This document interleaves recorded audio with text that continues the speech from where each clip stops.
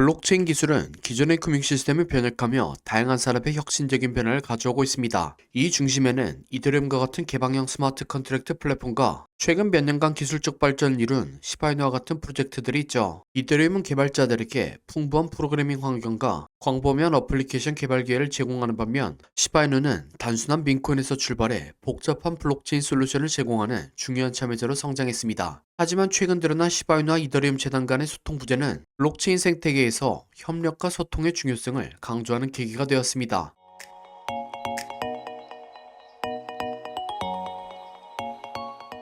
시바누는 원래 민코인으로 인식되었지만 시바리움 등 자체 레이어2 솔루션을 개발하여 기술적 발전을 이루었습니다. 이 플랫폼은 이더리움 네트워크의 확장성 문제에 대응하며 트랜잭션 처리량을 증가시키고 비용을 절감하여 더 많은 사용자와 개발자가 블록체인 기술을 활용할 수 있게 하였죠. 블록체인 공부를 많이 하신 분들은 아시겠지만 블록체인 기술 초기 단계에서는 비트코인과 이더리움이 네트워크 확장성에 대한 어려움을 겪었었습니다. 이를 해결하기 위한 다양한 레이어2 솔루션이 제안되었고, 시바이누의 시바리움도 그 해결책들 중 하나죠. 이런 솔루션은 네트워크의 효율성을 개선하고 사용자 경험을 향상시키는 중요한 역할을 합니다. 그래서 많은 블록체인 전문가들은 시바이누가 시바리움을 통해서 이더리움 생태계에 중요한 기여를 할 수 있다고 보고 있죠. 이는 앞으로 시바이누가 기술적으로 발전할 뿐만 아니라 보다 넓은 블록체인 생태계 전체에도 긍정적인 역할을 미칠 수 있다는 것을 시사합니다. 그러나 이런 시바이누와 이더리움 재단 간의 소통 부재는 최근 몇몇 사례를 통해 드러났죠. 계속해서 시바이누 팀은 이더리움 재단과의 보다 긴밀한 협력을 원했으나 재단의 반응은 기대에 미치지 못했습니다. 그리고 이는 시바이누 프로젝트의 성장과 혁신에 필요한 지원이 충분히 이루어지지 않았다는 불만으로까지 이어졌습니다. 비슷한 예로는 2017년 크립토키티의 출시와 그로 인한 이더리움 네트워크의 혼잡이 있었죠. 그리고 이는 이더리움 재단이 네트워크 확장성과 사용자 경험을 개선하기 위한 필요성을 인식하는 계기가 되었습니다. 이 사례는 빠르게 성장하는 프로젝트와의 협력이 어떻게 전체 블록체인 생태계에 긍정적인 역할을 미칠 수 있는지를 보여주죠. 여기에 대해 블록체인 분석가들은 이더리움 재단이 더욱 적극적으로 협력할 필요가 있다고 조언합니다.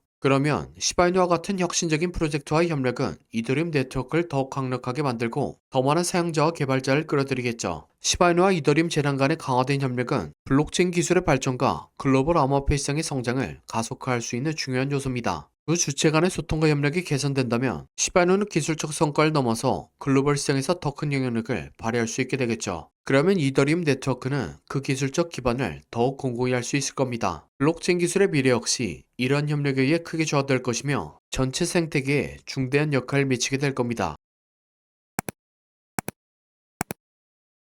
다음으로 시바이누 코인의 차트 분석입니다. 시바이누의 차트 역시 단기적인 하락은 몰라도 장기적으로는 크게 상승하는 패턴이 나왔습니다. 기술적 분석을 공부하신 분들은 아시는 아담의 니브 패턴이 나왔습니다. 전형적인 가격 조정과 횡보 조정으로 구성된 패턴이죠. 가격 조정에서는 빠른 속도로 개미들을 털고, 횡보 조정은 개미들을 천천히 말리면서 물량을 모으는 패턴입니다. 그러다 물량이 모이면 상승하는 패턴이죠. 시바이누는 이런 식으로 아담의 니브 패턴이 나왔고 커브 핸들까지 그려주었습니다. 아담에서는 가격 조정, 이브에서는 횡보 조정, 커브핸들에서는 저항과 지지, 그리고 폭발하게 되는 거죠. 물론 시바이누는 아직 폭발하지 않았습니다. 이 패턴의 예를 들면 2021년도에 샌드박스 코인이 있습니다. 샌드박스 코인은 이렇게 아담과 이브를 그리고 핸들까지 그려졌습니다. 아담의 위치에서 가격 조정으로 개미들을 한번 털었고, 이브의 구간에서 개미들을 말려 죽이면서 물량을 모았습니다. 개미들이 충분히 털리고 물량이 다 모였다 싶으니까 가격을 한번 들어올리고 커브핸들에서 저항과 지지가 나왔죠. 그리고 커브핸들부터 1400%의 상승을 보여주었습니다. 시바이누도 채널의 하단이자 커브핸들이 완성된 위치에서 상승을 시작했습니다. 그리고 채널의 상단선과 이전 저항점에서 지지가 나왔기 때문에 상승을 예상해 볼 수 있었죠. 현재는 채널의 상단선 위에서 지지하고 있는 모양새입니다. 그렇기 때문에 상방 위주로 매매하는 게 좋아 보이고, 시바이누의 가격이 바닥에 접근할 때마다 계속해서 코인을 모으는 게 가장 좋아 보입니다.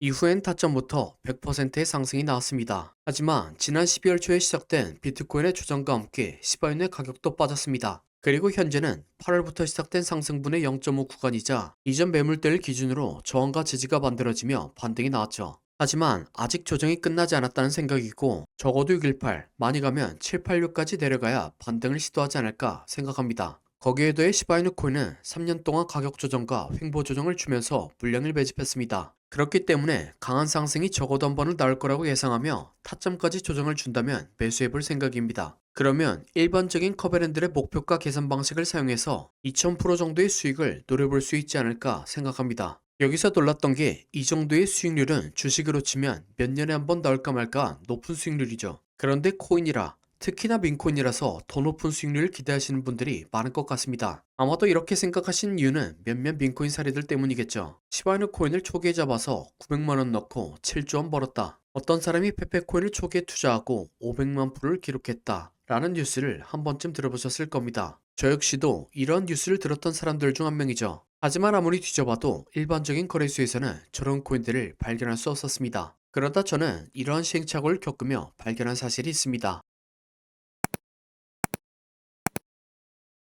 바로 거래소 상장 프로세스입니다. 저렇게 몇십만, 몇백만 퍼센트의 수익률을 가진 코인들은 초기에 누구나 코인을 상장시킬 수 있는 유니스업, 스시스업과 같은 탈중앙화 거래소에 상장됩니다. 그리고 덱스에서 많은 수요를 이끌어낸 코인들이 중형 거래소들에게 제한을 받게 되고 중형 거래소에 상장되는 거죠. 여기서 한 번 더 살아남은 코인들이 흔히들 아는 업비트나 바이낸스와 같은 대형 거래소에 상장되는 겁니다. 앞서 말씀드린 시바이누 코인과 페페코인 역시 유니스업에서 최초로 상장되었고 거래소의 체급을 높여가며 뉴스와 같은 수익률을 기록할 수 있었던 거죠. 실제로 보여드리면 지금 보시는 화면은 업비트의 시바이누 코인 차트입니다. 차트상 가장 저점과 고점의 상승률을 확인해보면 700%죠. 하지만 유니스업의 차트를 보면 상승률이 1억 6,300만 프로입니다. 뉴스에서만 보이던 수익률인 거죠. 하지만 이것만 보고 덱스에 있는 코인을 막무가내로 매수하는 것은 말리겠습니다. 저도 최근 가장 큰 수익은 덱스에 있는 코인으로 일구었지만 제가 매수한 50여 개의 코인 중 60% 이상은 선물 거래가 아님에도 불구하고 영원에 수렴하고 있기 때문이죠. 즉, 꿈같은 수익률 도전의 리스크는 다른 대형 거래소의 코인보다 훨씬 크다는 겁니다. 그래서 1억 프로가 넘는 수익률은 어렵더라도 안정적인 거래소를 통해서 그나마 현실적인 수익률을 노려볼 수 있는 코인을 가져왔습니다.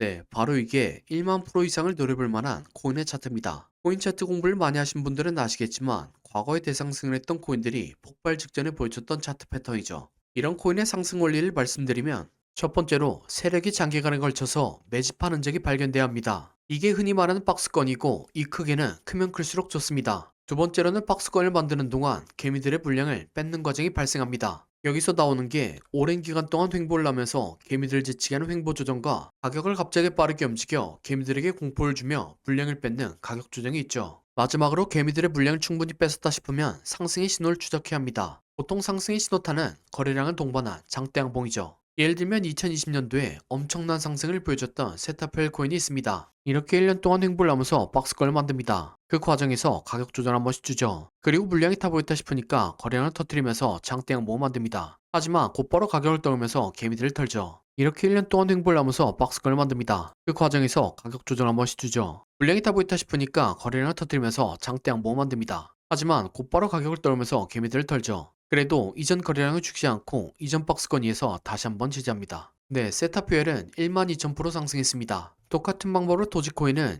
2년 동안 횡보를 하고 가격 조정을 주고 거래량 터트린 다음 상승, 개미 털기, 이전 박스권에서 지지. 도지코인은 2만 프로 상승했습니다. 마찬가지로 칠리즈는 2년 동안 횡보를 하고 가격 조정을 주고 거래량 터트린 다음 상승, 개미 털기, 이전 박스권에서 지지. 칠리즈는 26,000% 상승했습니다. 방금 예시에 나온 3개의 코인 모두 21년도 2월달에 신호탄이 나왔었는데 이때는 지금보다도 시장 분위기가 훨씬 안 좋았습니다. 코인 매매를 오래 하신 분들은 기억하실 것 같은데 옐런 미국 재무부 장관이 허구한 날 비트코인을 깎아내렸고 알트코인들이 녹아내렸었죠. 하지만 결국엔 차트 패턴이 승리했습니다. 그럼 제가 발굴한 좋은 코인을 함께 살펴보시죠. 4년 동안 횡보를 하면서 박스권을 만듭니다. 그 과정에서 가격 조절 한 번씩 주죠. 물량이 타 보였다 싶으니까 거래량을 터뜨리면서 장대 양봉을 만듭니다. 하지만 곧바로 가격을 떨면서 개미들을 털죠. 그래도 이전 거래량을 죽지 않고 이전 박스권에서 다시 한번 지지합니다. 1년 6개월 매집한 세타퓨엘이 12,000% 상승했고 2년간 매집한 도지코인과 칠리즈는 2만 프로 이상 상승했습니다. 그러니 4년간 매집한 이 코인은 적어도 2만 프로, 많이 가면 5만 프로는 올라갈 거라고 생각하고 있습니다.